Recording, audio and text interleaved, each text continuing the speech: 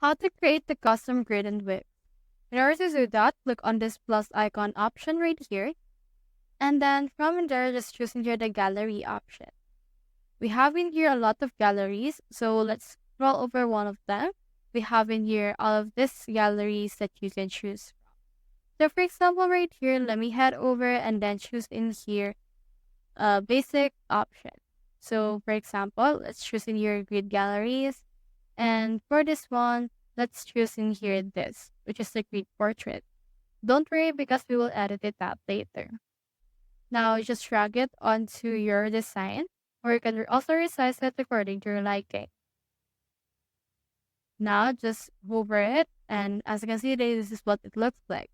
So if you want, you can also just click on this change images, and it will show you all of the image. So the layout of gallery will change depending on how many images you will add. So initially we have 9 images. So if you only want to add 5, it will actually allocate for that. So let's just wait for this right here to finish loading, and let's add our image.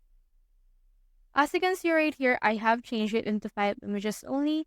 Click on this done option, and as you can see, it will change the layout of the grid.